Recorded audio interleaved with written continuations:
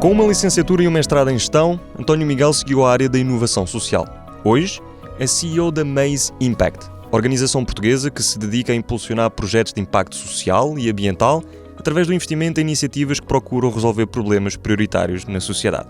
Positivamente ingênuo, o António não acredita no impossível.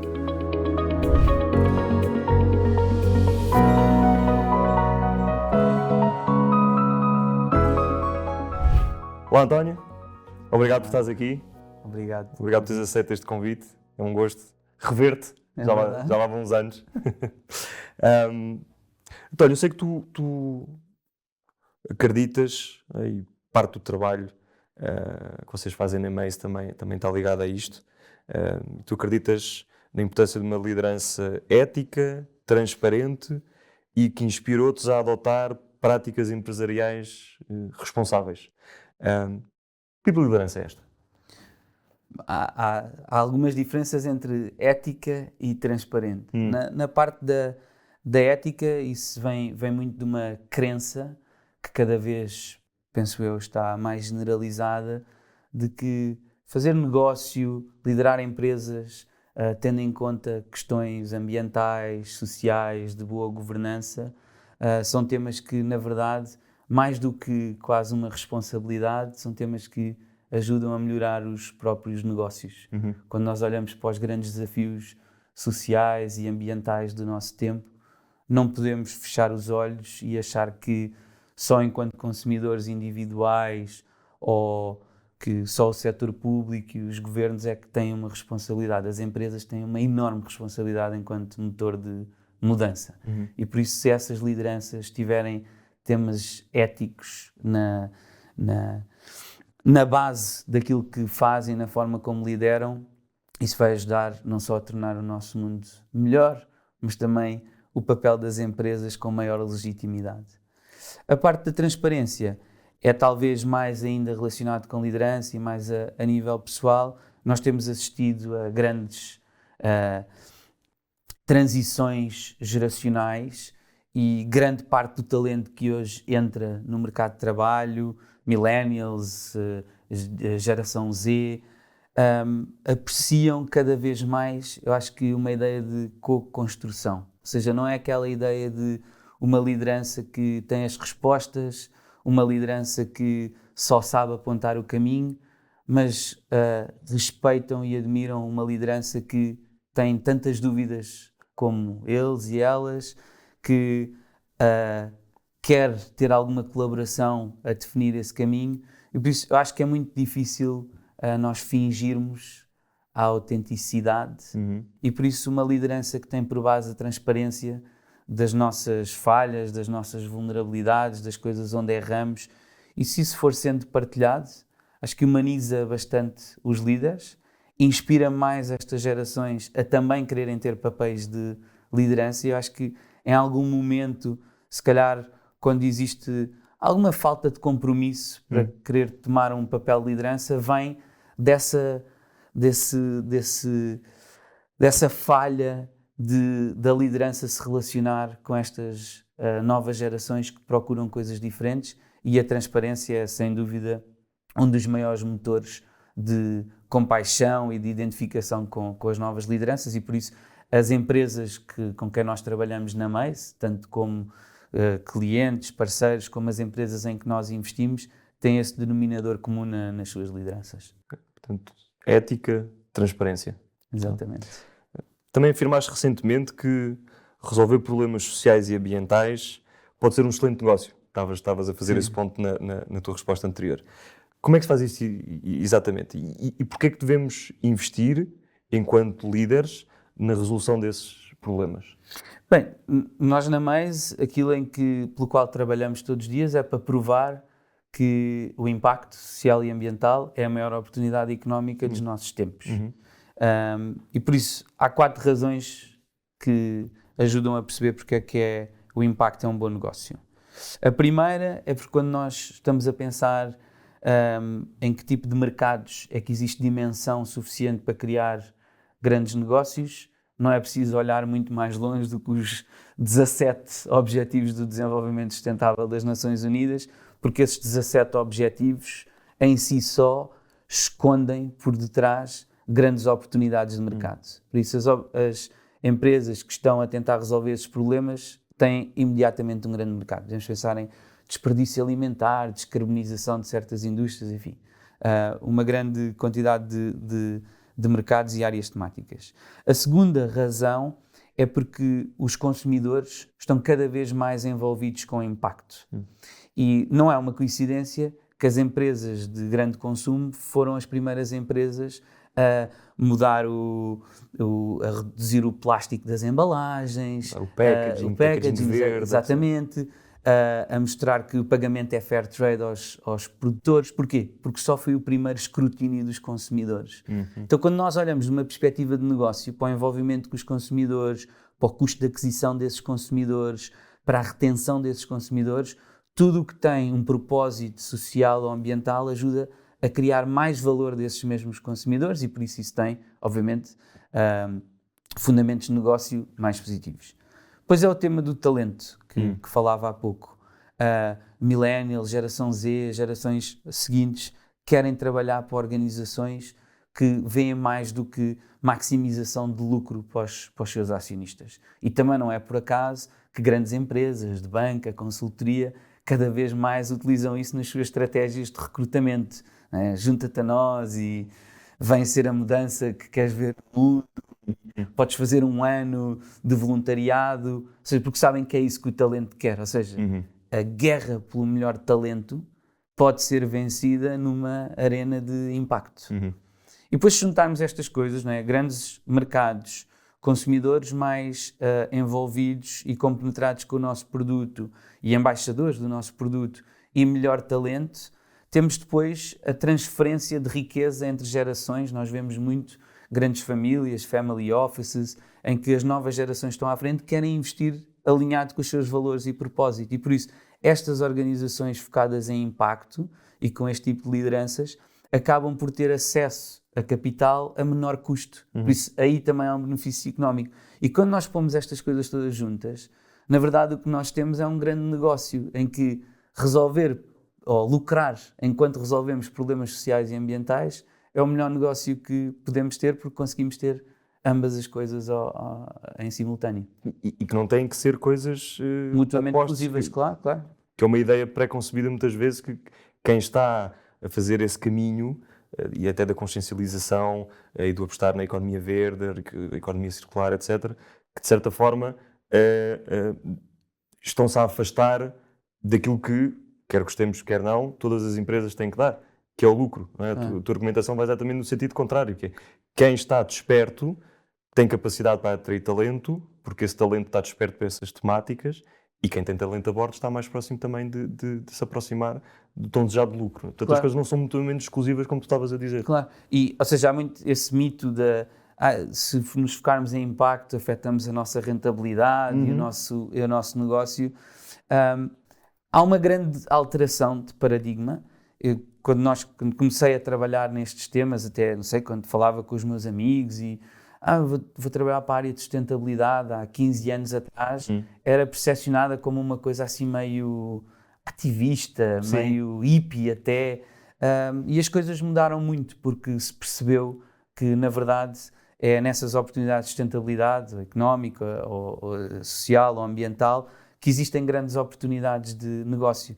Eu não consigo identificar oportunidades de negócio tão boas como conseguirmos soluções para descarbonizar várias indústrias, ou como conseguirmos novas soluções para melhor detectar alguns tipos de cancro que cada vez são mais prevalentes, ou uma solução para alimentar uma população que cresce cada ano que passa. Ou seja, esses grandes desafios são grandes oportunidades de negócio.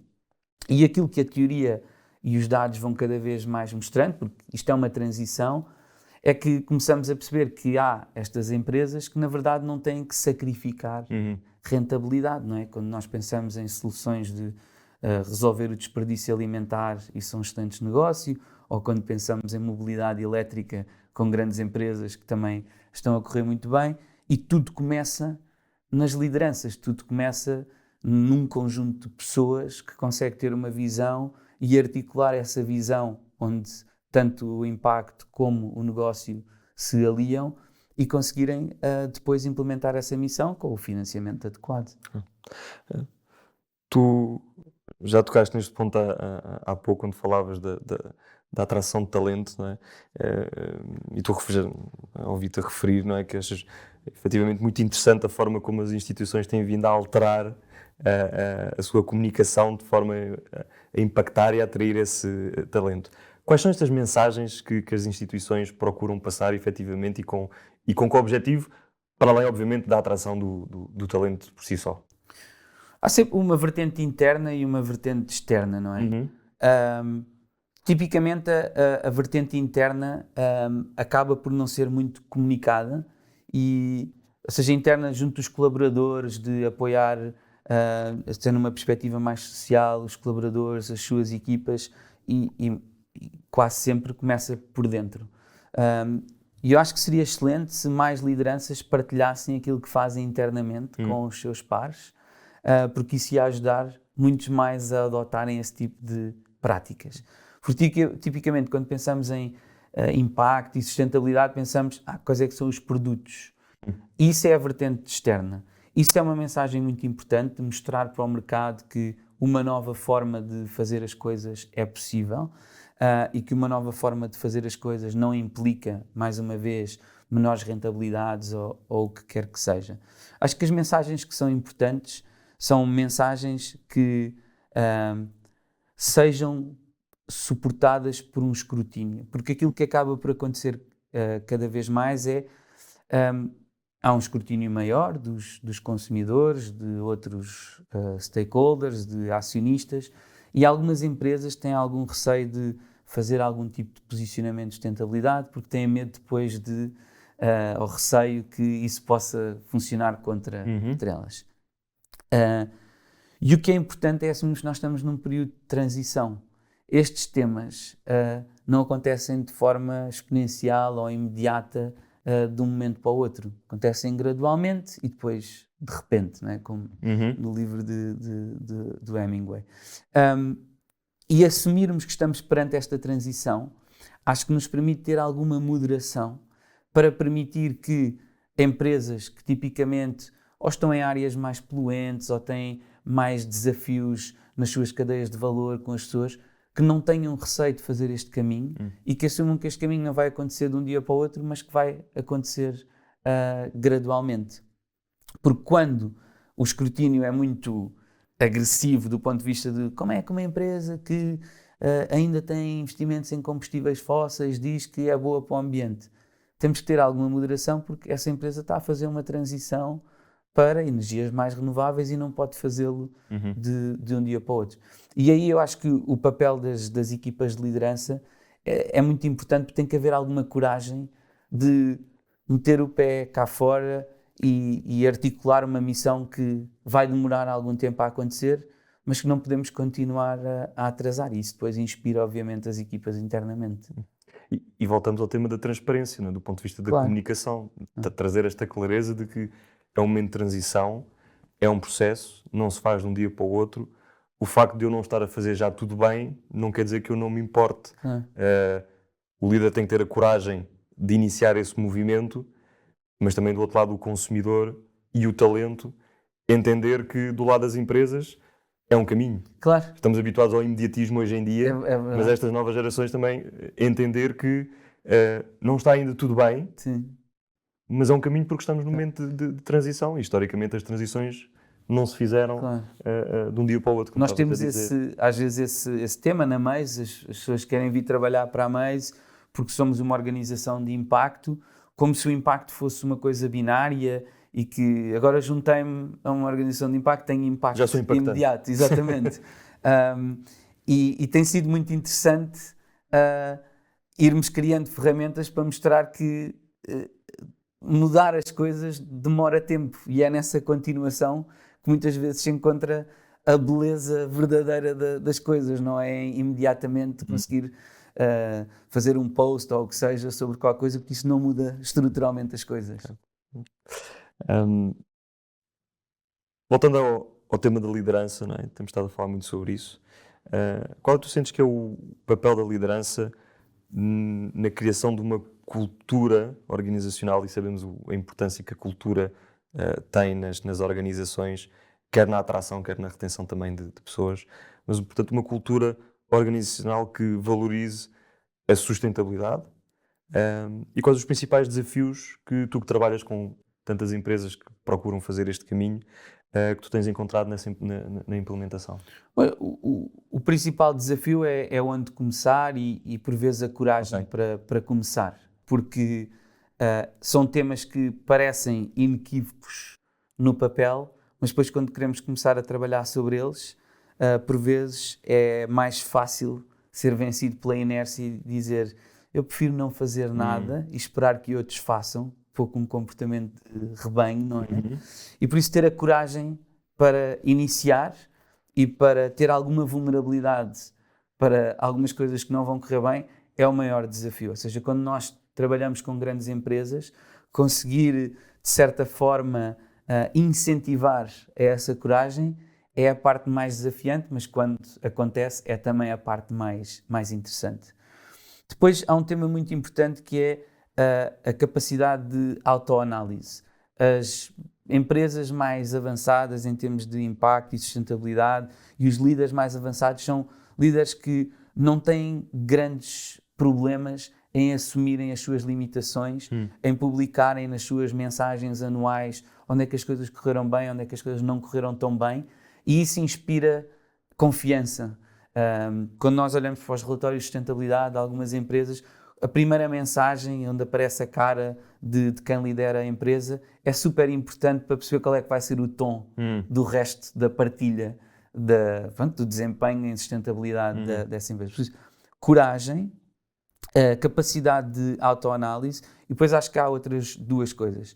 Uma é a legitimidade. Nós temos legitimidade enquanto líderes quando lideramos pelo exemplo. E aqui liderar pelo exemplo, eu não quero cair naqueles exemplos mais rotineiros de é uma pessoa que vai de bicicleta para o trabalho em vez de carro, ou seja, aquelas coisas básicas de clichês. É muito mais de acordo com os valores que as empresas têm, se as equipas de liderança vivem e absorvem esses valores ou não. E muitas vezes isso significa pôr pessoas da equipa à frente de clientes, significa parar tudo o que estamos a fazer para ouvir alguém. E isso parece-me fundamental, porque os valores não são uma coisa que estão só escrita na parede. Na verdade, são os comportamentos observados pelos outros que se tornam valores enraizados. E o último tema, eu acho que é mais do que a empatia, que se fala muito, é mais um tema de conseguirmos ter compaixão para perceber que o mundo muda muito rápido. E, por vezes, nas equipas de liderança, há esta sensação de mas quando era eu fazia assim. E a mudança está a acontecer de uma forma tão rápida que, mais do que uma imposição do quando era eu era assim, é mais importante tentar perceber quais é que são as motivações por detrás e tentar ter alguma compaixão com essas mudanças, porque se nós fizermos perguntas, conseguimos perguntar e levar as coisas para um caminho mais eficaz. Por isso, eu diria que essas são assim as grandes coisas, mas a coragem, sem dúvida, que é o mais importante nos tempos em que nós vivemos. Como é que tu achas que um líder pode impulsionar, e portanto isto é voltar a um tema que já falámos, mas quero-te fazer pergunta diretamente. Sim. Como é que pode um líder impulsionar práticas de sustentabilidade e de impacto dentro de uma organização sem efetivamente comprometer a rentabilidade? Bem, a primeira coisa é ouvir. E há dois tipos de grupos que é importante ouvir. Os grupos externos e os grupos internos.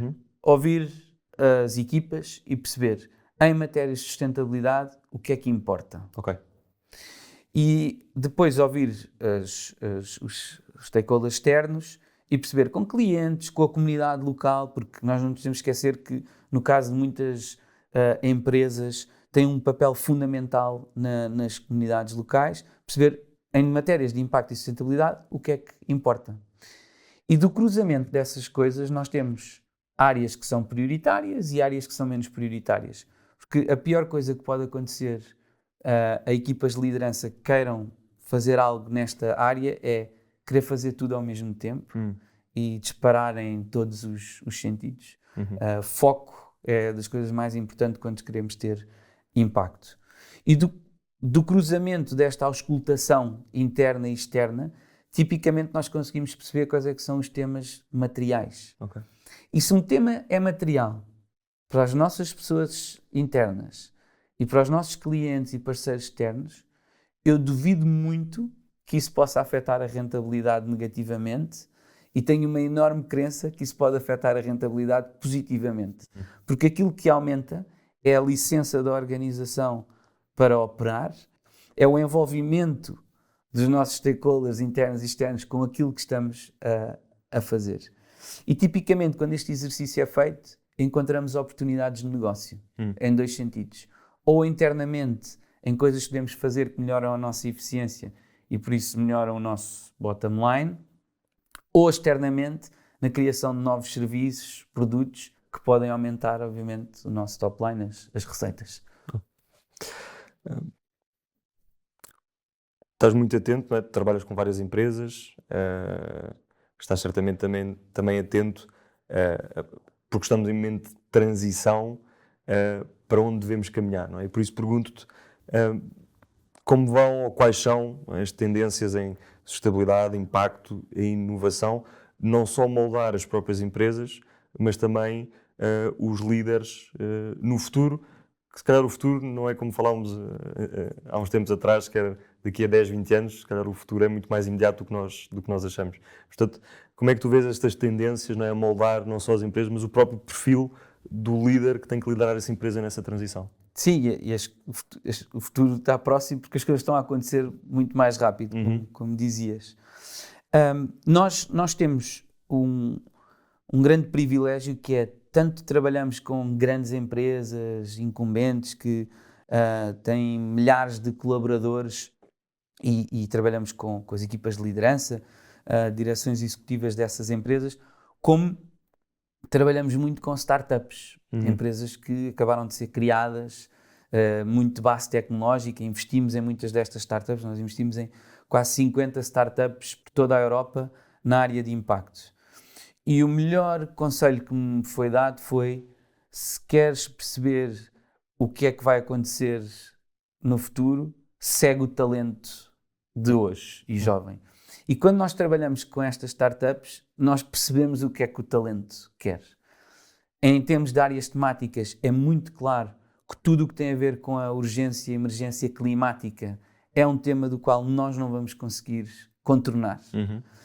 Ideologias à parte, o que é que seja, é inequívoco que tudo o que tem a ver com transição energética, descarbonização da nossa economia, mobilidade elétrica, ou seja, é uma das áreas em que as grandes empresas vão ter que fazer qualquer coisa.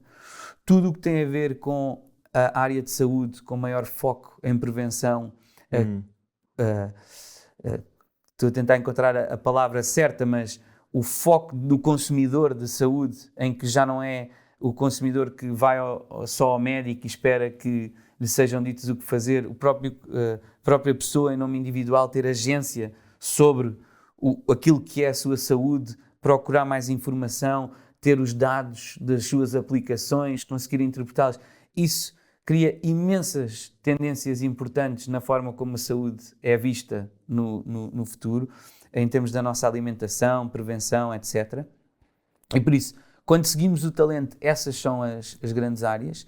E depois, enquanto líderes de grandes empresas, uma das coisas que nós vemos mais a acontecer é as empresas a inovarem pela parceria com estas empresas mais jovens e startups. E por isso, para muitas startups, aquilo que na verdade estão a fazer, mais do que criarem um caminho para si que será percorrido de forma isolada, estão a criar um caminho para se juntarem a grandes empresas, e depois aqui vemos obviamente muitas oportunidades de negócio, porque estas startups conseguem inovar as grandes empresas, e quando essa inovação acontece, de repente vemos aqui um David e Golias de uma perspectiva positiva a acontecer.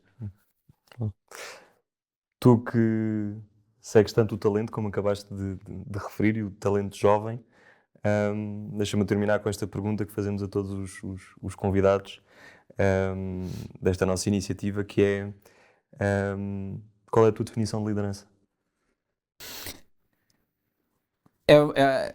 Acho que não é preciso dizer, né, que cada pessoa tem o seu estilo e a sua definição de liderança. Para mim há uma coisa que é muito clara enquanto líder, que é, eu acho que tu és aquilo que as pessoas dizem sobre ti quando tu não estás na sala. E parece-me que o melhor condutor para que essa definição seja positiva é liderar pelo exemplo. É a única forma de ter legitimidade, por isso diria que essa é a minha definição. António, muito obrigado. Obrigado, Marco. Foi um gosto, parabéns pelo trabalho que estás a fazer. Obrigado. E foi bom rever depois de todos estes anos. Obrigado. Obrigado. Obrigado.